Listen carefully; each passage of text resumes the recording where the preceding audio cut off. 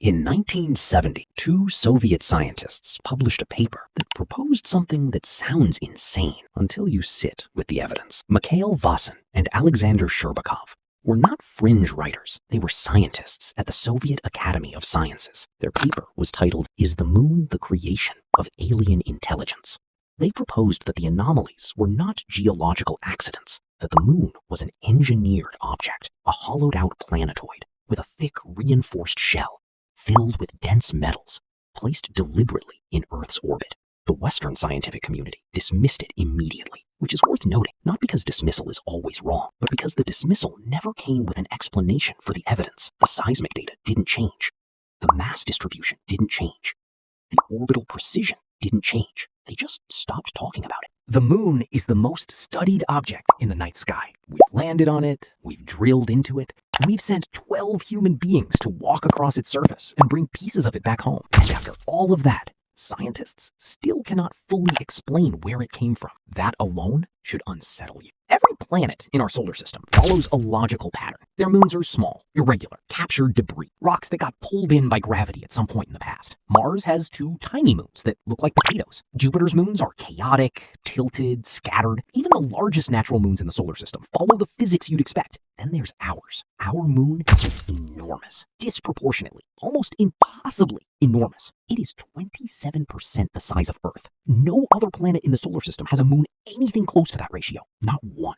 By every known model of planetary formation, a rocky planet the size of Earth should not have a moon like this. The math doesn't produce it, and that's just the beginning. Look at the orbit. Our moon sits at almost exactly the perfect distance from Earth to produce a total solar eclipse. During a total eclipse, the moon covers the sun with near perfect precision. Not close, not roughly. It fits like a lid on a jar. The sun is 400 times wider than the moon, and the moon is almost exactly 400 times closer to Earth. The odds of that being coincidence in a random universe are so astronomical that several physicists have published papers specifically about how strange it is. Isaac Asimov, not a fringe scientist, not a conspiracy theorist, the most prolific science writer of the 20th century. He wrote in 1963 that there is no astronomical reason the moon should exist in the position it does, that the odds of this particular configuration arising by chance are effectively zero. He wrote that, then moved on without a clean answer because there wasn't one. Now let's talk about what's inside it. In November 1969,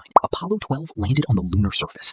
After the astronauts collected their samples and prepared to leave, they deliberately crashed their lunar module back onto the moon's surface as part of a seismic experiment. NASA had placed sensors in the ground to measure the impact. What they recorded should have made global headlines. The moon rang like a bell. Not like a solid rock, not like a ball of compressed dust and iron. It reverberated. The vibrations continued for 55 minutes after impact. When seismic events hit Earth, the vibrations die out within minutes. A solid body absorbs the shock. What reverberates like that is a hollow body. NASA's own scientists described the readings as the most unexpected data from the entire Apollo program. Seismologist Frank Press from MIT said the moon vibrated like a gong. Nobody had a clean explanation in 1969, and 50 years later, the models still don't fully resolve it. But here's where it gets complicated. Mainstream science does have a theory for where the moon came from. It's called the giant impact hypothesis. About 4.5 billion years ago, a Mars-sized object nicknamed Theia collided with the early Earth at an angle. The impact was so violent, it vaporized part of both bodies. That debris got flung into orbit, slowly coalesced under gravity, and became the moon. It's a reasonable theory. Most planetary scientists accept it as the most likely explanation, but it doesn't explain the orbit. The giant impact hypothesis can produce a moon. It cannot explain why that moon ended up in an orbit so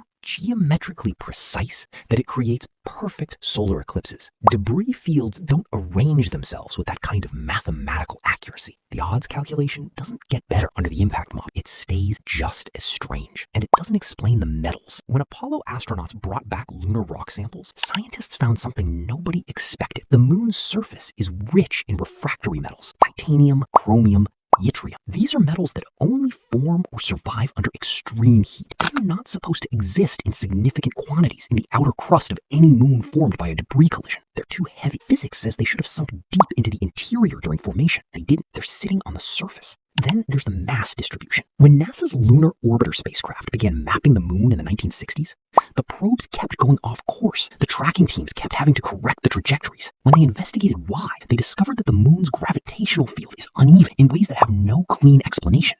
Gordon MacDonald, a geophysicist at the University of California, wrote in the journal Science in 1962 that based on everything we know about how moons form, the lunar interior may be less dense than the outer layers. He was saying, in plain scientific language, that the moon may be hollow in the middle with a dense shell on the outside. That is the opposite of how planets and moons form. Gravity pulls the heavy stuff to the center every time, everywhere in the universe, except, apparently, here. Now let's put these things together.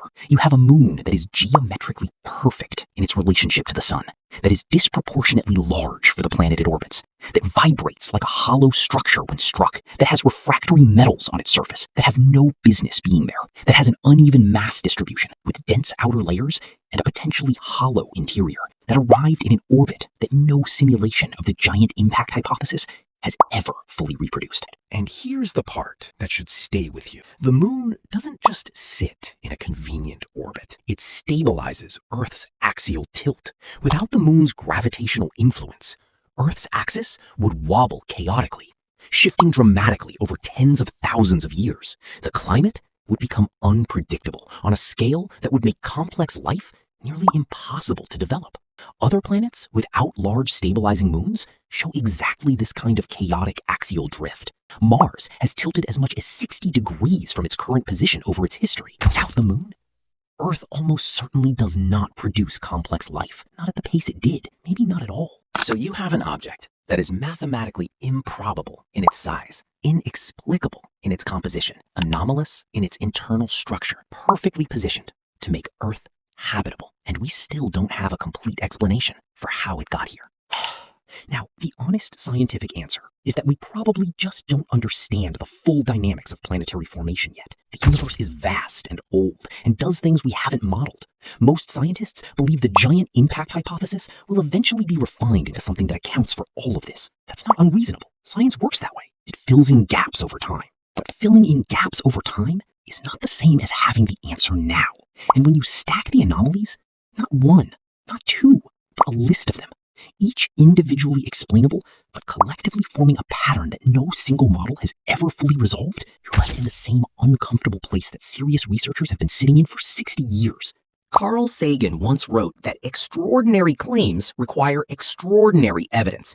It's become the standard response to anyone who suggests the moon is anything other than a natural object. But Sagan also wrote something else that gets quoted far less. He wrote that absence of evidence is not evidence of absence. That not being able to explain something is not the same as explaining it away. We have been to the moon.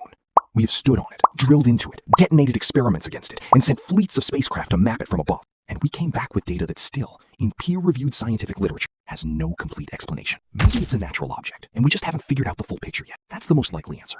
And it would be dishonest to pretend otherwise. But maybe the most studied object in our night sky is the one thing sitting directly in front of us that we have never actually understood. Something placed close enough to see with the naked eye. Something that stabilized the exact conditions needed for us to exist. Something that rings like a bell when you knock on it. And if someone did put it there,